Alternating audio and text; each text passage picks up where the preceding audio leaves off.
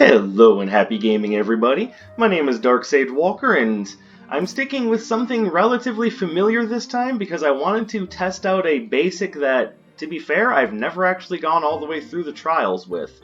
So we're going with the old AW analytical monocle setup because I want to try to find I was looking for the best way I could think of to optimize the use of Riptide. Now, I don't know about you guys, but Riptide is always one of those basics that seemed interesting, but never one of those ones I thought, boy, I could really base an entire build around this, because I don't know how the hell I would go about doing that. But if I were, and actually this isn't a bad idea, you notice that the enhanced one makes the final ripple a spread shot. So what if I were to, I'm just kind of thinking on the fly here, what if I were to go combo gloves?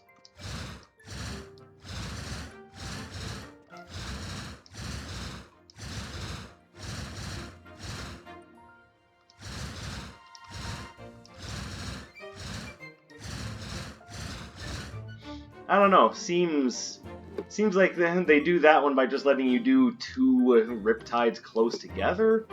I don't know, I'm really not sure what to think about Riptide, but that's why I'm going to analyze it thoroughly while I take it through a run in the Chaos Trials. I want to see what I think of it, if there's any reason to use it, and hopefully I can use it as a means of calming down after trying to get a high score on Beat Hazard 2 and getting thoroughly frustrated with the song I was trying. But that is a story for another time. You guys don't need to hear about me getting frustrated with high score antics, especially since this game doesn't really deal in high scores, unless you count how many runs you won in a row. Which, no, I'm not going to start flaunting that, because even though I've won a bunch of runs in a row, that does not mean that I'm like the god of Wizard of Legend or anything. Because there's still plenty of stuff I don't know. There's still... I mean, okay, we're already set up for Unicorn outfit. This is the first relic we've picked up in the run. Holy crap. I get that Unicorn disguise a lot.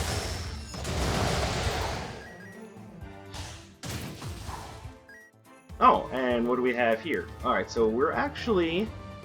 Let's see. I don't see any combo relics. It's a shame. I would actually kind of like to try out one of the parry relics, but I'm not sure I want to do that particular one, because I get the feeling I would just screw up a lot.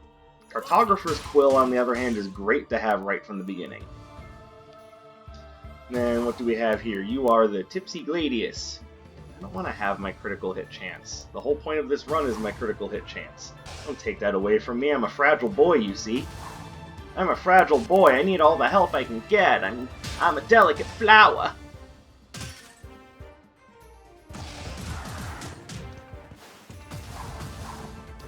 Christ, I dumbassed that pretty hard.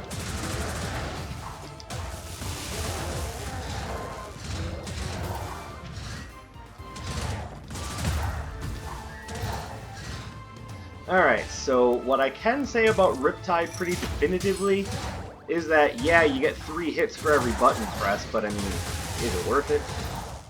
Is it really worth it? See, right now I'm very much in the throw something at the wall and see what sticks phase. I hate you. I hate you so much. Why did they invite you to the Chaos Trials?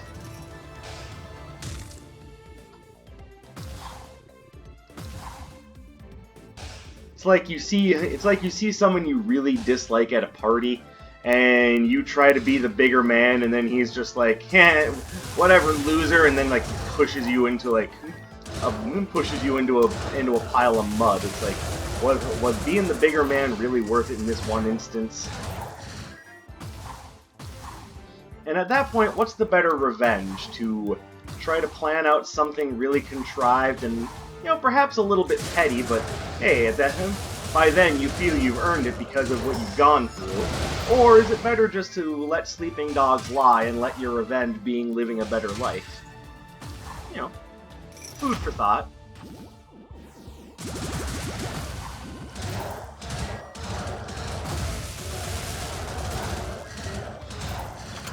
And I guess it's also something that I could use in correlation with the Last of Us 2 correspondence, but I'd rather not talk about that game right now. Not because I feel as though it's not a topic worth delving into, just because I'd rather not think about that game right now.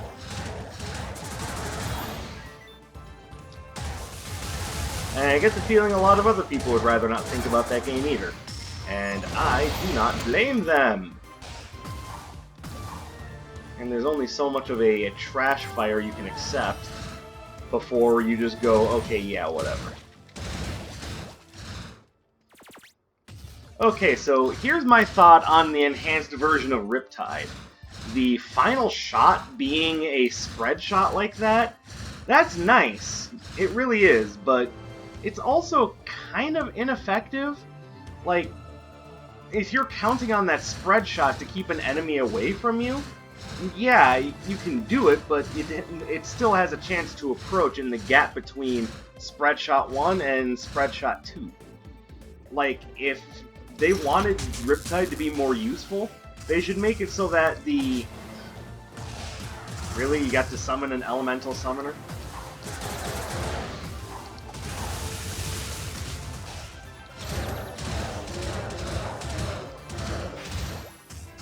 But yeah, if they wanted it to be more useful, they should make it so that all of the shots are that spread shot. You know, just give us the full Contra, lads. Beyond even that, if you're really trying to use something effective against your enemy, you're going to want to try to hit with all 3 shots. Which means that spread shot is about as token as Batwoman's casting choice for Season 2. It's there just to say it's an upgrade, but is it really a worthwhile upgrade, honestly? Like, it has so few real applications that I don't know, I'm trying to prove myself wrong here. Or rather what I'm doing, I'm trying to give it a fair shake. Maybe not necessarily prove myself wrong, that's the wrong choice of words.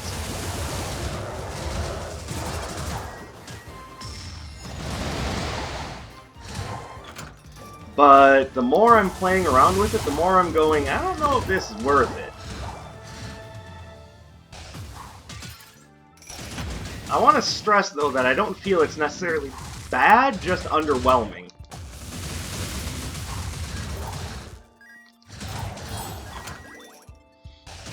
It's like a projectile arcana without the range. It's like a melee arcana without the oomph. It's cool looking, but I mean, is spectacle really the only thing you care about?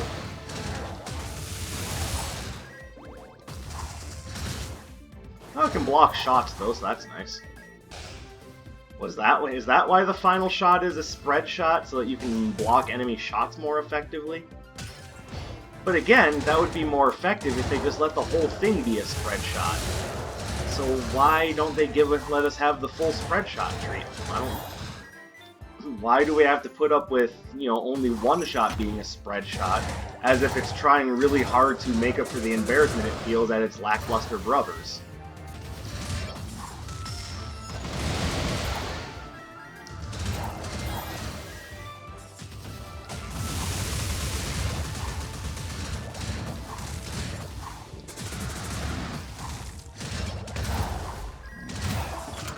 Oh, jeez, are you serious? Alright, well, I mean, you know, that was very surprising. I was surprised. Were you surprised? I was surprised.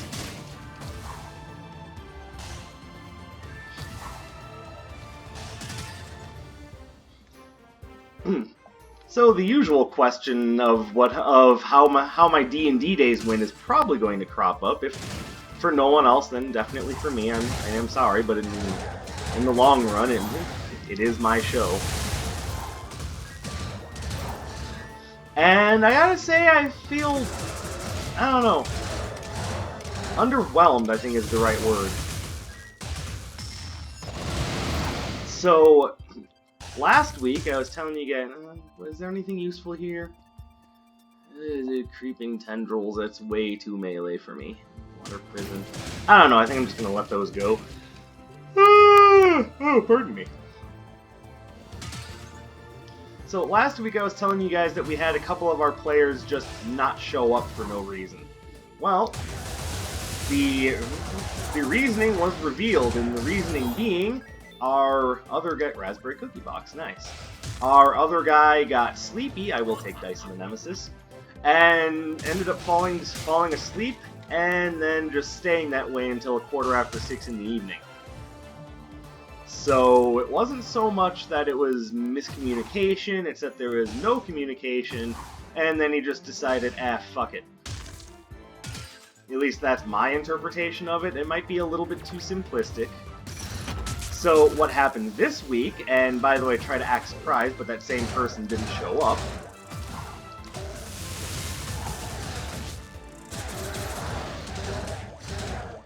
And it wasn't just because he got sleepy. He was originally slated to have a job interview. That ended, and he was going to be at the game afterwards. So that ended up falling through because apparently he got a call from his parents in the big city, and then had to quick run off to see what was up with that. And apparently that didn't get finished for a while. So I mean, at least this time around there was communication, but not gonna lie, I'm a little disappointed that we've now had this person in our group for 5 weeks, and he hasn't been here for 3 of them.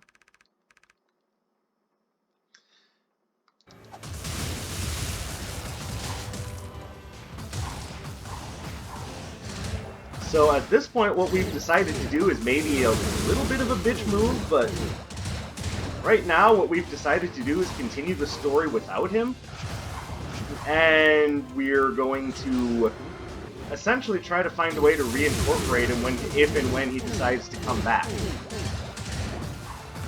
I don't know if that's the right idea or not, but then again, we are talking about a morally ambiguous point here.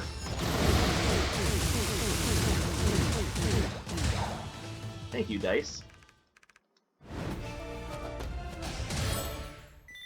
So, I don't know, I'm a little iffy on the whole point, and I'm not sure what to think about it, so if you guys have any opinions, let me know. As for the games themselves, our other player did show up, and, I mean, if you're watching these videos, I apologize, because you're probably going to take this incredibly personally, but my god, we have him in 2 different games, and in neither game did he take any initiative to do anything. I mean, yeah, I don't really know what to say about that. This isn't like a new player trying to learn the ropes. This is someone we've been gaming with for years, and for whatever reason, he just, I don't know. When it comes to suck my wind, bitches. When it comes to characters, and some of you have probably seen videos on the topic, but I feel that when it comes to player characters, there's 3 things that a player character needs to do in order to really be likable at the table. They need to be affable, or in other words, they need to be likable. They need to be easy to talk to. They got to bring something to the table. I will take that captain's ring for sure. Thank you very much, my good sir. They have to be capable, and it doesn't necessarily mean in combat. When I say capable, I mean you just have to be able to affect some change in your surroundings. And be that socially, be it... Nice. Thank you, Dice of the Nemesis. You're a real pal. Yeah, but yeah, you have to be able to affect some sort of change, be it socially, be it socially, combat, even just something like, hey, I prepped sandwiches for the team so we have something to eat while we're adventuring. I mean, even that at the very least shows commitment to the party and a sense of character, because hey, now I know that you like making sandwiches. Which means that maybe your character is a bit of a foodie, there's something to go off of there. Like, it's an actual bit of characterization that you can actually use. And by the way, if any of you are having trouble coming up with something for your characters, feel free to use the I like making sandwiches thing. It could end up being a real big hit with your team. Oh, hello. Alright, so do I have anything that I'm willing to give up for that? Alright, so anything that I drop is something I want to keep.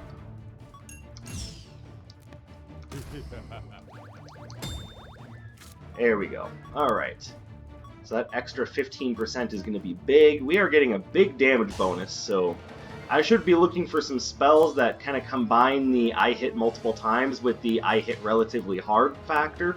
So I could maybe get the rare combination of I hit really hard and critically, oh my god, you guys, I'm just so cool.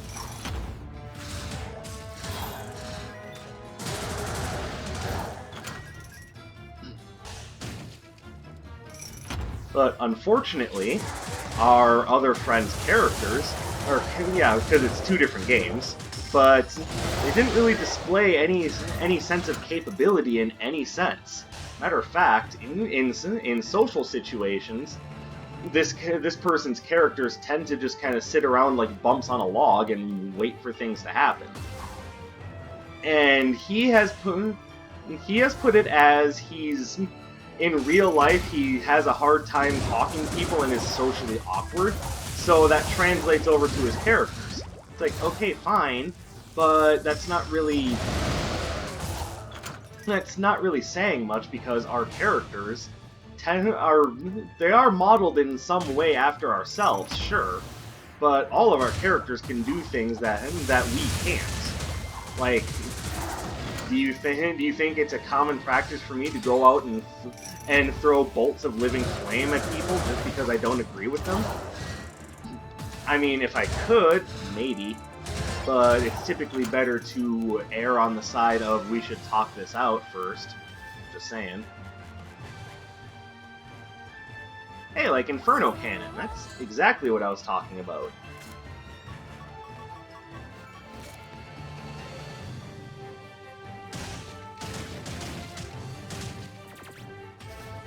So now all we got to do is upgrade Inferno Cannon, and we've got ourselves just a wonderful time.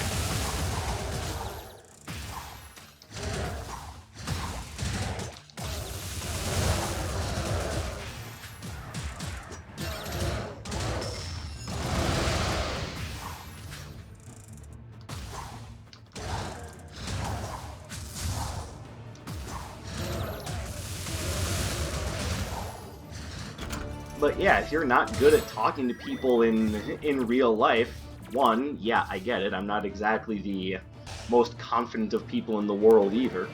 Wouldn't know it by the way I talk now, would you? Woo-hoo-hoo, no. I've been working on it for a while. I've been working on improving my sociability. I'm hoping it's working out, but you'll forgive me if every now and again I make a mistake and slip into the realm of, I like looking at animal feces. What? By the way, no, I don't.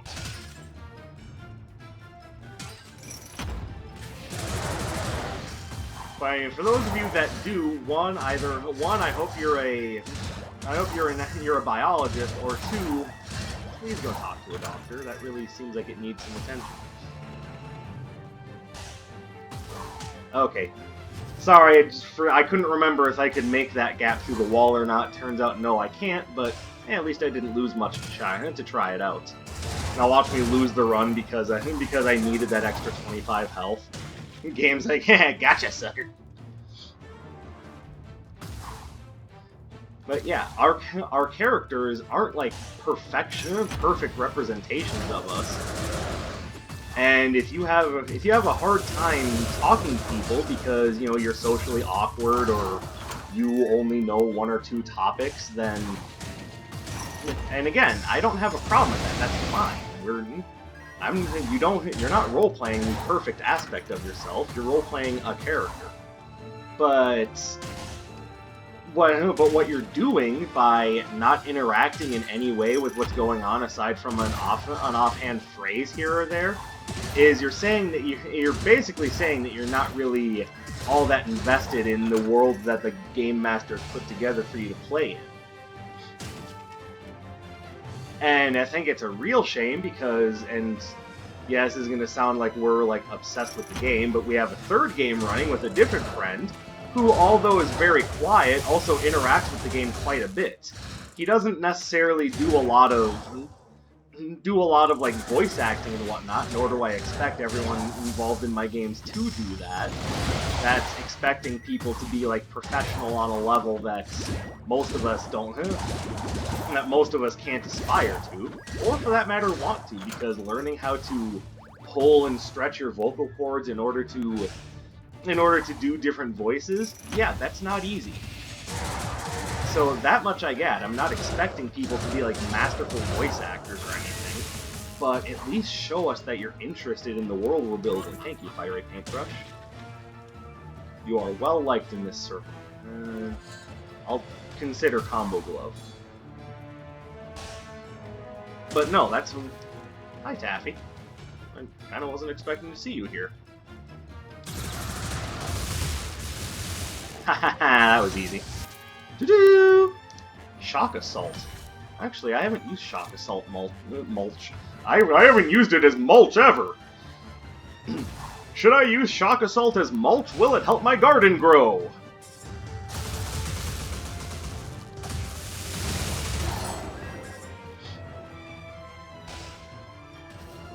There's the Inferno Cannon power-up we so desperately needed.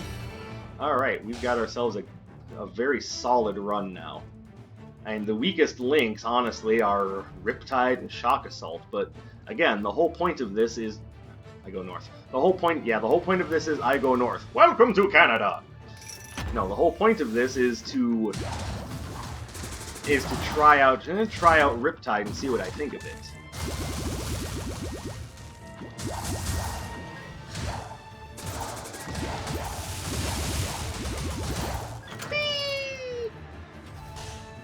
Slimy go down the hole. How many of you remember that? Freaking Tiny Toons, God. Not gonna lie, I feel a little old after bringing that one up. And maybe I shouldn't. Maybe there are plenty of people out there who developed a love of Tiny Toons just because it was a well-made cartoon. Maybe some of you are looking at me going, God, how old are you then?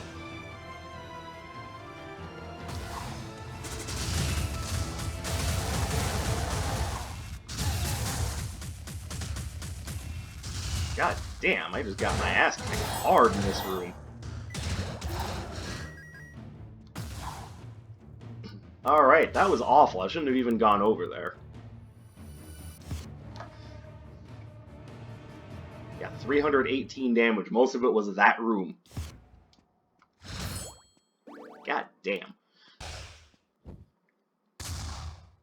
So, whereas, no, we're not expecting perfection, we are expecting you to at least put some effort in, and it doesn't feel like he's trying to put in any effort to get any better. It feels like he's just making excuses. And again, I understand having difficulty doing things. I understand having, well, I only kind of understand having disabilities because I only have one, and that's diabetes. And it's not really a disability, that's more like, you know, my pancreas doesn't work right.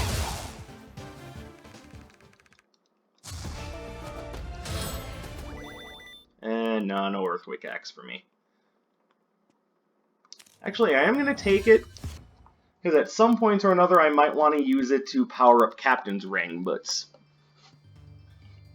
it's really not strongly necessary for the build.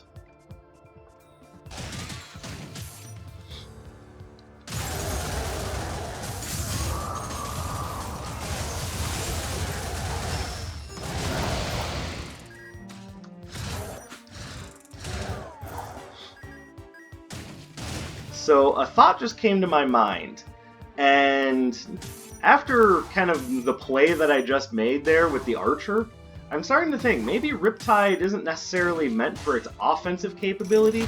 Maybe the reason you use it is for its defensive capability. Because it seems good at stopping two things. One, projectiles, and two, direct charges. I'll come back to this after I have some more health. Right now I'm feeling a little vulnerable. But do I want to take up Seville and his offer? Oh yeah.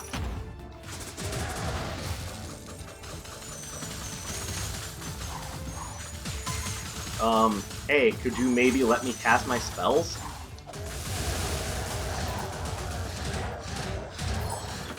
Okay, well, that was absolute horse shit.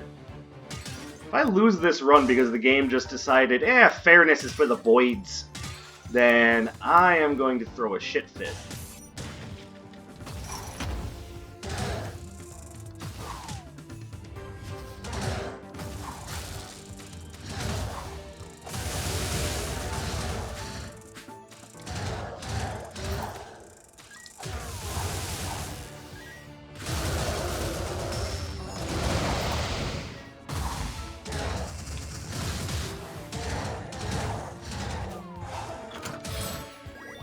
Alright, well, I suddenly got real nervous about this run.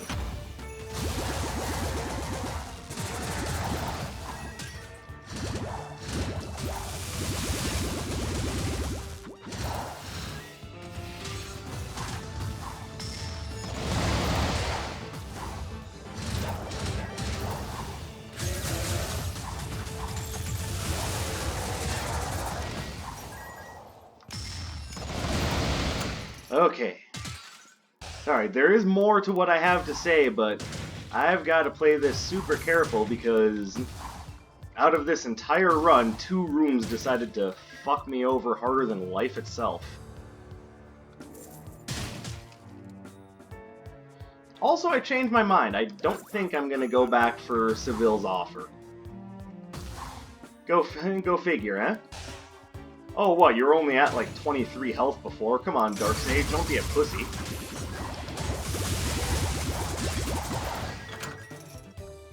Really makes me wish that that was Dr. Song and not Seville. I am in deep, deep shit.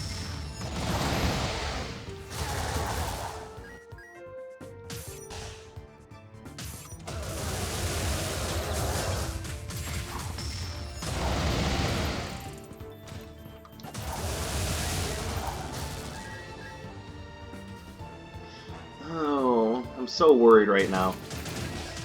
But anyway, let me finish what I was saying.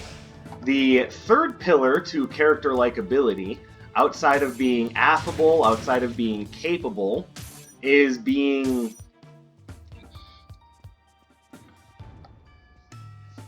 What's the word I'm looking for this? You know, I think what I'm really trying to get at is dependable. Your character has to be able to do something well, your character has to be at least somewhat capable, and then beyond that, they just have to be available to help out circumstances.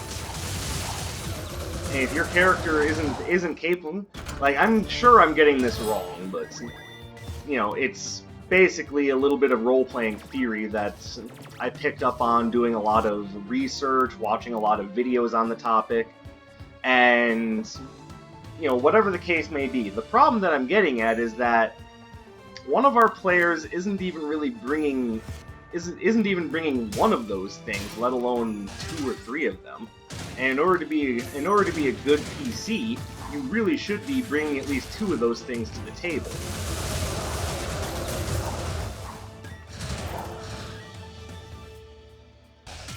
And I stress, this isn't someone that's just starting the game or just learning the ropes. This is someone who's been role-playing with us for years.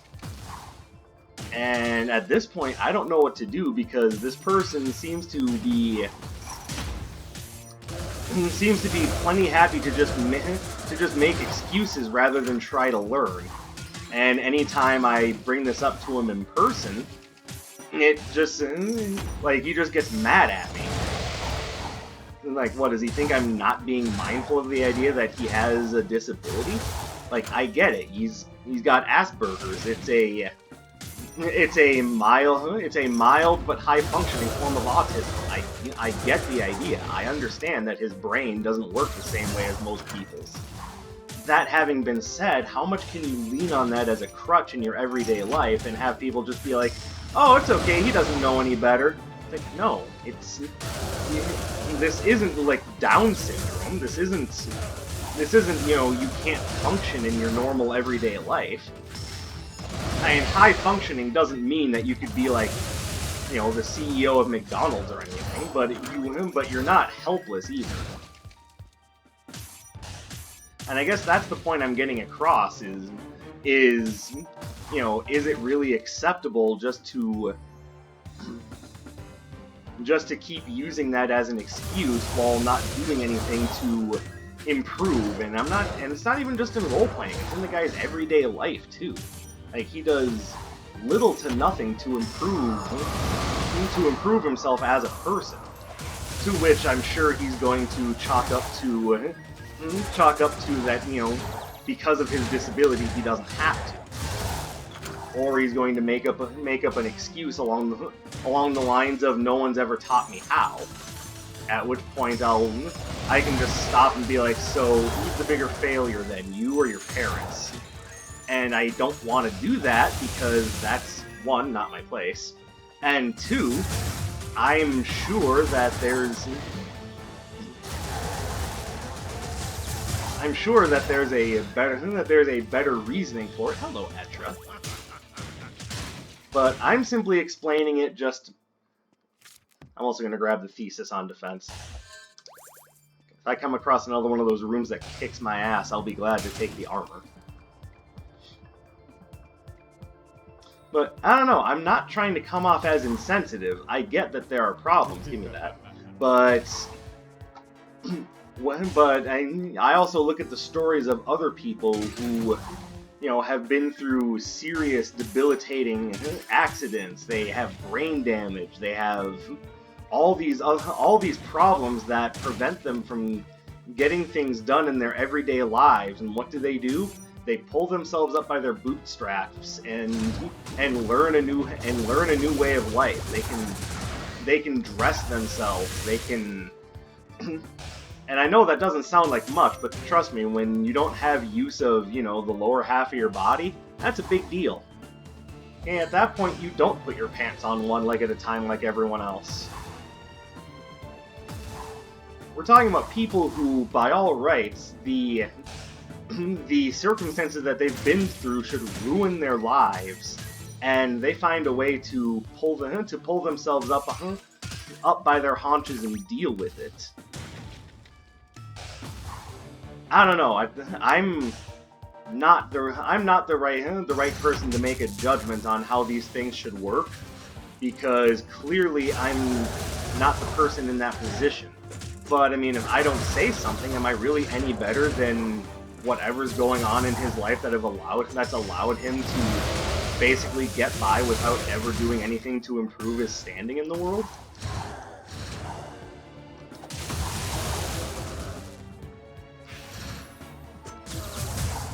Ooh, nice. And Kasim's airy cloak is a beautiful find. We've got a full suite of relics now, more health. Okay, we may very well get through this run, but holy crap, that was scary. But looking at it strictly from the point of view of just the person sitting on the other side of the table, it makes me both frustrated and sad. Because it's not like there's nothing you can do about your situation. I'm just wondering if maybe you refuse to do it.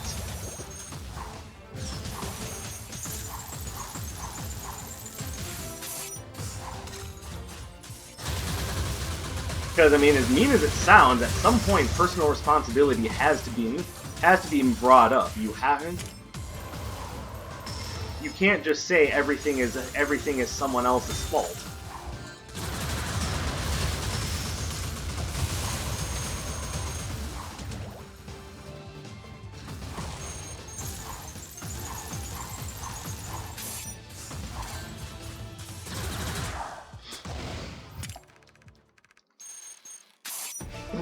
Anyway, that's me getting onto a soapbox for a while. Let's now get off of that soapbox and finish this chaos trial. By the way, if I offended anyone with what I was talking about, I apologize. Certainly not my intention.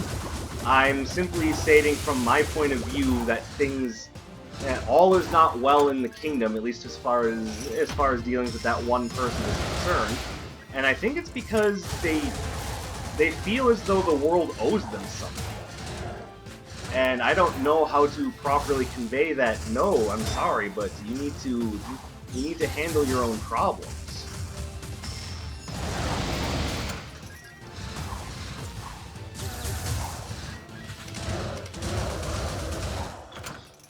I mean, not everyone is okay just taking care of the world for you. You've gotta be willing to step up.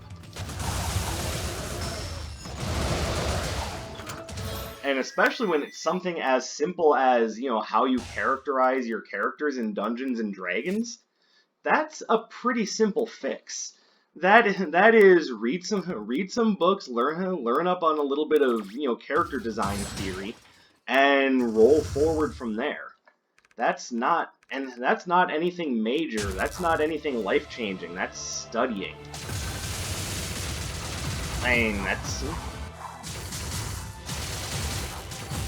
When I wanted to learn more about character creation, world design, and whatnot, I didn't expect someone else to do the work for me. I went out and oops, I'm dumb. I went out and studied and did my best to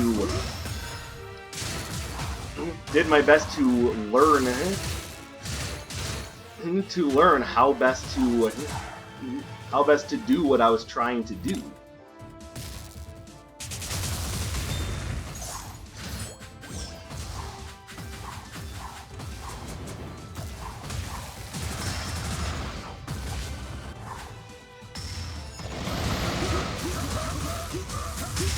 And I guess the part that bothers me the most, first of all, this is someone I've known for a while, so it's not like it's just me picking on a stranger.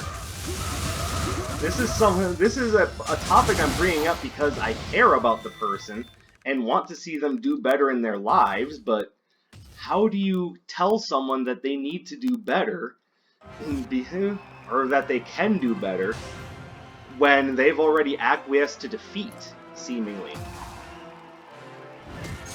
I don't know. It's a very serious topic, and one that I maybe should have, not gone over during a Wizard of Legend episode, but it's what's been on my mind pretty much over all of Tuesday and Wednesday, because, yeah, we game with that person both days, and both days, and it wasn't just disappointing, it was actively to the point of his character I'm not saying is, but may be dragging the rest of the game and the characters in it down. And that's just the first place that I came to is, dude, you can't keep making excuses. You gotta just do better. And you can do better, so I don't know why you're not trying. Anyway, that's enough. I'm depressing myself, and I apologize to all of you. You come to these videos to go, ugh, he makes jokes about his penis, and then you get me dumping on you like that. It's not fair to you guys, and I apologize. So next video, I'll try to be a little bit more lighthearted, and I'm also thinking next video you might get a chance to see a brand new game. Ooh, what game could that be? Well, you'll just have to wait and find out. So, thank you guys very much for watching. Thank you for letting me go on my tirade there. I apologize to all of you for, essentially making you listen to me complain. But hopefully you got something out of it. Who knows, maybe you even have some advice for me. It would be nice, because I'm not 100% sure where to go with this.